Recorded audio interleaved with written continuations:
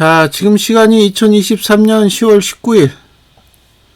예, 목요일이고요. 오후 10시 40분입니다.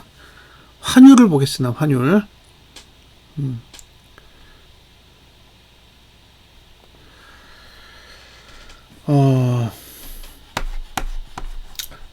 우리나라에 환율 최고 전문가가 있어요. 환율 최고 전문가. 그분이 왜 최고 전문가인지는 저는 몰라요. 본인이 최고라 그랬어요. 본인이. 그래서 저도 그분을 최고라고 불러주는 겁니다. 제가 확인을 한 건 아니고 본인이 최고 전문가라고 얘기를 해요. 확률이 99%래. 예. 확률이 99%면 엄청나게 높은 거예요. 확률이 99%면 진짜 높은 겁니다. 그래서 그분이 얘기한 거는 7, 8월까지 코스피 지수는 2800까지 가고 환율은 한 1220원 아래로 내려간다고 했고요. 연말까지는 환율이 1150원 아래로 내려간다 그랬고 코스피는 3000까지 간다 그랬어요. 그 유명한 그 유튜브 채널 중에 어떤 방송에 어떤 분이 나와가지고 비슷한 얘기를 하더라고요. 예. 8월 1일 날 방송에 나와서 예. 증시는 올라간다. 허를 찌르는 강세장이 올 거고 예. 환율은 내리꽂을 거다. 예. 그렇게 이야기를 했는데 그때부터 증시가 내리꽂았죠. 그러니까 그분이 딱 그 얘기 한 날 이후로 내리꽂았어요. 그리고 8월 달에 2800 안 갔죠. 예, 밑으로 내리꽂았습니다.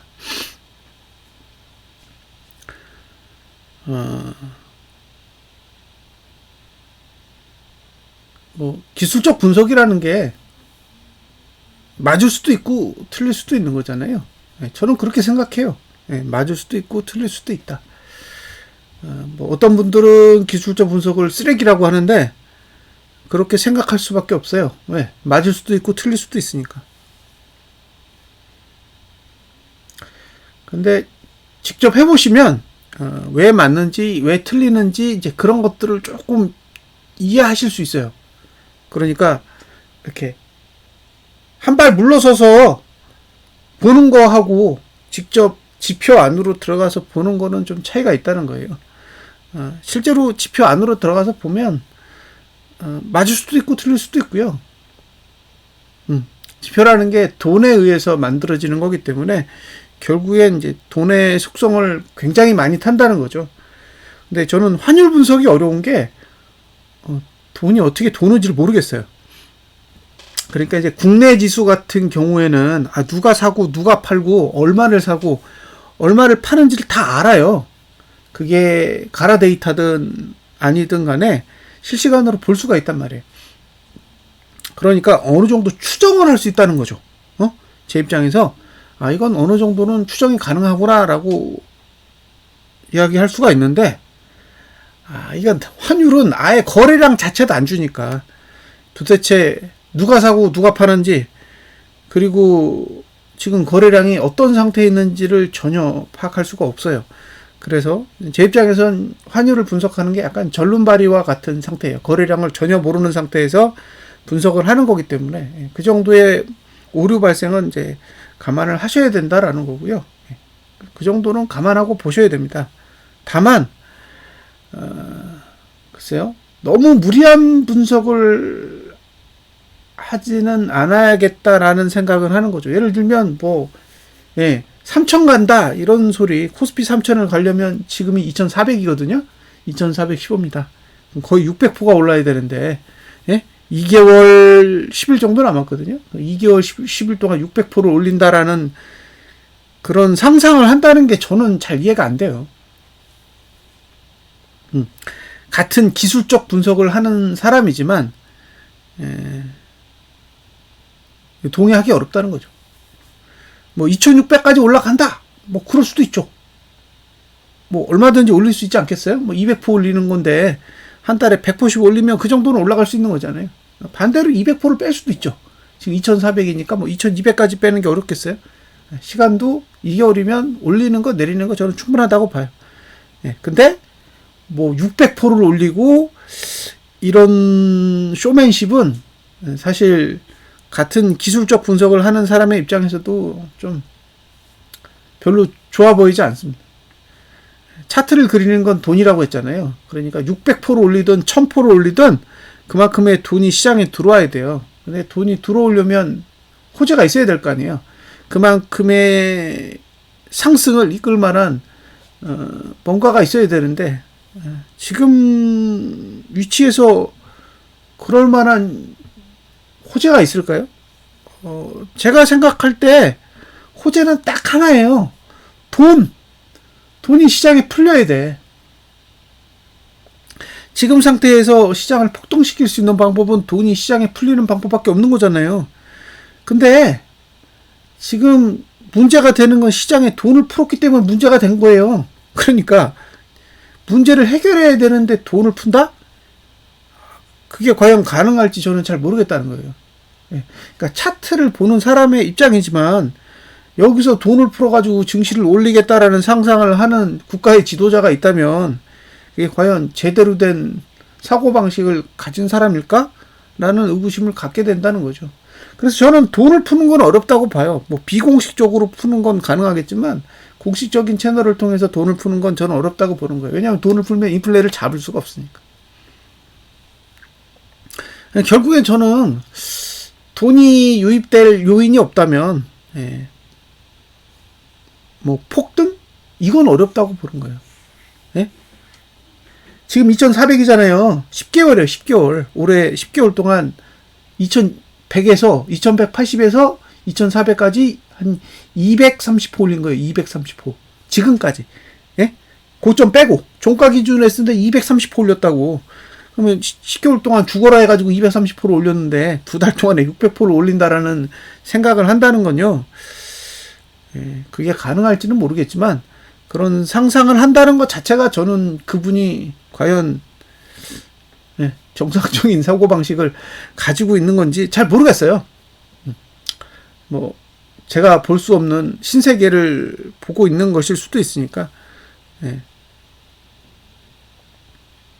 그럴 일이 발생할 수도 있겠지만 저는 어렵다고 봅니다. 특히 배터리는 더더욱 어려워요. 왜? 삼성전자랑 하이닉스는 뻥카치고 올릴 수는 있잖아요.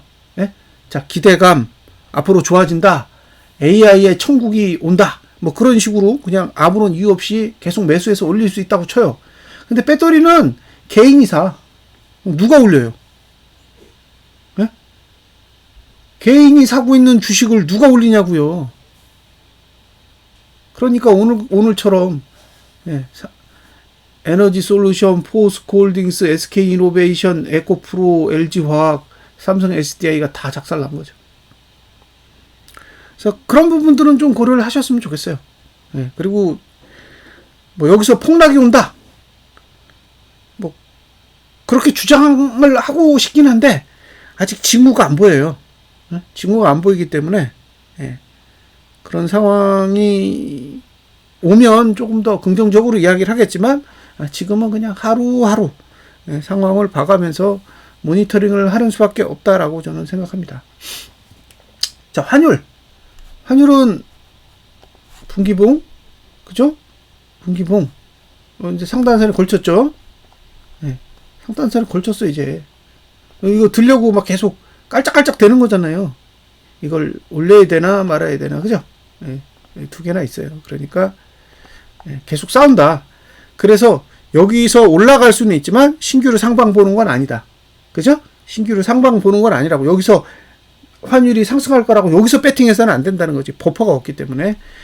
얘가 지금 올라가야 되는 가격은 얼마예요? 여기잖아.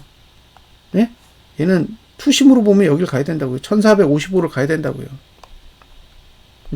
근데 1455를 가기 전에 과열이 있죠. 과열이 있어요. 그래서 1419 정도가 거의 맥스인데, 만약에 이걸 뚫고 간다 그러면 이런 식의 봉이 그려질 수도 있다고 봐요. 그러니까 종가로는 쳐올리는데 이걸 다음 봉에서 견뎌내지 못하는 그런 상태가 되지 않을까. 근데 이제 제가 약간 바라보는 관점은 이런 식으로 바라보고 있어요. 오버슈팅은 할 수 있다. 오버슈팅을 할 수는 있지만 그게 내년까지로 계속 이어져서 버티는 건 아닐 거고 그냥 올해 말까지 들어 올렸다가 내년에 재차 한 번 더 무너지는 흐름이 나오지 않을까라는 그런 예상만 하고 있습니다. 다만 요 1357원 위로 올라가면 신규로는 위를 못 본다 라는 것만 감안해 주셨으면 좋겠고요.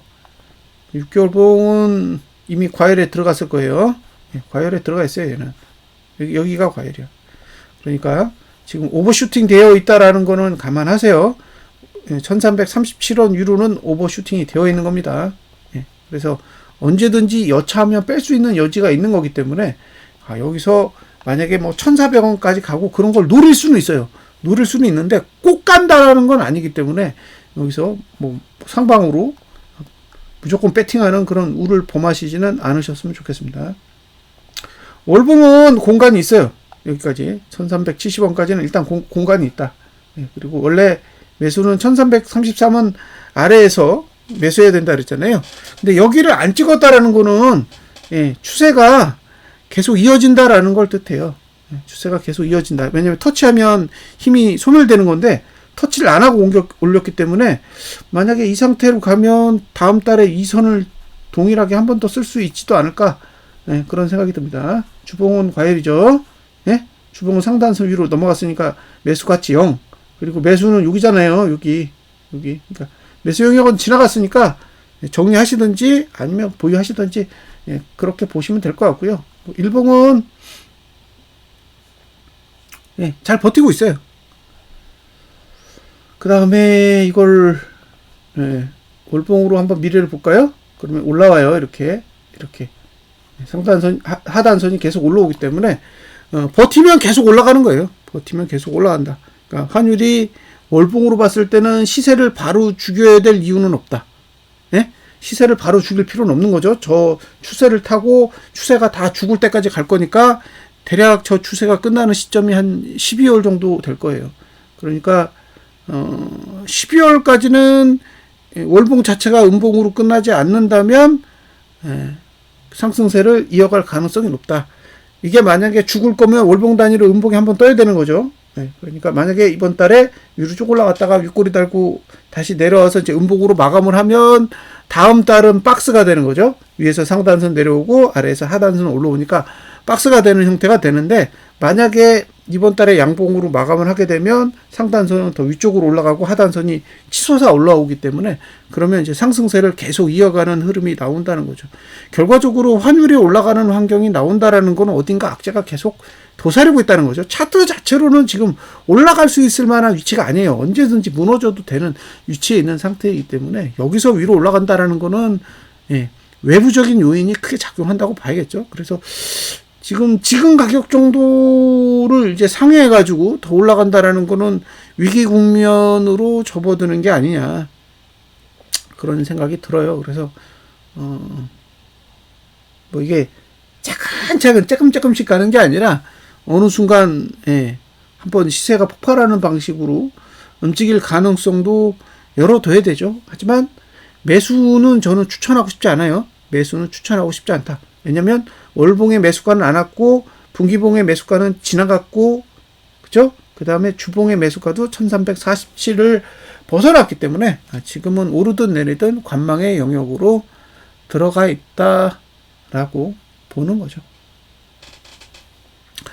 1150원을 간다 그랬고 그죠? 그 다음에 1220원 정도 8월 달에 간다 그랬는데 8월 달 종가가 얼마냐면 이게 8월이잖아요. 8월 달 종가가 1324원이에요. 1323원. 1323원. 그러니까 100원이나 더 오른 거죠. 시장은 시장이 움직이고 싶은 대로 움직여요. 시장이 움직이고 싶은 대로 움직이기 때문에 계속 관찰하면서 대응하는 수밖에 없죠. 다만 이제 큰 봉으로 보면 우리가 보는 미래가 큰 봉으로 봤을 때는 현재의 상태가 되기도 하거든요. 이 개념이 되게 중요해요. 예를 들면 주봉이 월요일에 만들어지잖아요. 근데 월요일부터 금요일까지가 현재예요. 월요일부터 금요일까지가 현재라고. 왜냐하면 보조지표는 이미 월요일에 금요일치 것까지 다 만들어지기 때문에 그래요. 예. 일봉으로 보면 월요일 날에 화요일 보조지표를 볼 수가 없어요. 그죠? 월요일 날 움직인 다음에 화요일이 돼야 볼 수 있는데, 주봉으로 보면 월요일에 이미 일주일치가 시작되면서 일주일치 움직일 수 있는 보조지표의 환경이 만들어지는 거고, 월봉으로 봤을 때는 그 달의 첫 거래일에 그 달 전체가 움직일 수 있는 구조가 만들어지는 거잖아요. 그러니까 일봉의 미래는 주봉의 현재고, 주봉의 미래도 월봉으로 보면 현재가 되는 거예요. 월봉의 미래도 분기봉으로 보면 현재가 되는 거죠. 그래서 더 큰 봉을 보면 리스크를 관리할 수 있는 그런 자리들이 보인다는 거예요. 제가 주장하고 싶은 거는, 그래서 분기봉대로 움직여? 그래서 월봉대로 움직여? 그래서 주봉대로 움직여가 아니라, 분기봉의 환경을 이해하면 월봉을 이해하는 데 도움이 되고, 월봉의 환경을 이해하면 주봉의 미래를 이해하는 데 도움이 되고, 주봉의 환경을 이해하면 일봉의 미래를 이해하는 데 도움이 된다는 거예요. 그러니까 설사 맞히지는 못하더라도 이해할 수 있는 시각이 생긴다는 거예요. 네? 그러니까 증시를 보면서 이해하고 변수가 생기면, 아, 이런 것 때문에 변수가 생겼구나. 또는 아직은 변수가 없이 그 구조 안에서 움직이고 있구나. 뭐 이런 식으로 사실 대응을 할 수가 있다는 거죠. 근데 큰 봉을 보는 훈련이 안 돼 있으면 일봉을 보고 맨날 상상해야 되는 거예요. 내일은 어떻게 되는 거지? 그 다음 날은 어떻게 되는 거지? 일주일 뒤에는 어떻게 되는 거지? 일봉을 보고 어떻게 알아요? 몰라요. 그러니까 되도록이면 계속 큰 봉을 보고 분석하는 훈련을 저는 하셔야 된다고 생각합니다. 왜냐하면 대부분의 투자자는 단타가 아니라 보유 기간이 꽤 돼요. 특히 주식 거래 하시는 분들은 보유 기간이 뭐 하루에 끝나는 게 아니잖아요. 상당한 시간을 거래하셔야 되기 때문에 거래 전략을 세울 때 되도록이면 조금 더 큰 봉, 적어도 주봉 이상의 봉은 보셔야죠. 일봉 보고 뭐 투자가 어쩌고저쩌고 하는 사람 있으면 저는 그냥 무시합니다. 그런 분은. 아, 이 사람은 차트를 보는 능력이 있는 사람이 아니구나 라고 그냥 딱 단정 지어요. 왜냐? 일봉으로 볼 수 있는 건 한계가 있어요. 일봉으로 볼 수 있는 게 저는 맥스가 10개라고 보거든요. 그럼 2주밖에 못 봐요. 일봉으로 앞의 상황을 본다고 해도 결국 볼 수 있는 시간이 2주밖에 안 되는데, 그거 가지고 해석한다는 게 사실 쉽지가 않다는 거죠. 그래서 이왕이면 봉을 보실 때 조금 더 큰 봉을 보는 훈련을 좀 해보셨으면 좋겠고, 적어도 주봉이나 월봉까지는 계속 보는 훈련을 좀 해보세요. 뭐 하루아침에는 안 되겠지만 그런 훈련을 하시다 보면 일봉을 해석하는데 상당한 도움을 줍니다. 그게 뭐 이평선으로 보시든 뭐 스토캐스틱으로 보시든 그건 저는 중요하지 않다고 생각해요. 잘 보시면 어떤 지표를 보시든 괜찮아요. 근데 중요한 건 큰 봉을 해석하는 능력을 갖추셔야 된다고 봅니다. 자, 환율에 대한 설명은 다 드렸어요. 이미 매수 영역은 벗어났다. 이미 매수 영역은 벗어났기 때문에 지금은 상승하더라도 이제 관망해야 되는 영역이고, 분기봉 기준으로 봤을 땐 1445원까지 올라갈 수 있는 여지는 계속 남아있다. 다만 이제 거기까지 가려면 분기봉도 과열, 그 다음에 반기봉도 과열 상태이기 때문에 어쨌든 악재에 의해서 인위적으로 강한 힘이 들어와서 올릴 수는 있겠지만, 이게 계단식으로 올라가기에는 사실 쉽지 않은 구조라는 거예요. 그래서 아마 올라가더라도 시장의 악재를 수반하고 올라갈 가능성이 높다라고 보여지고요. 그 전까지는 계속 좀 간보기의 흐름이 이어지지 않을까라는 생각을 합니다. 환율이 갑작스럽게 떨어진다라는 관점으로 보기에는 저는 조금 부정적이에요. 왜냐?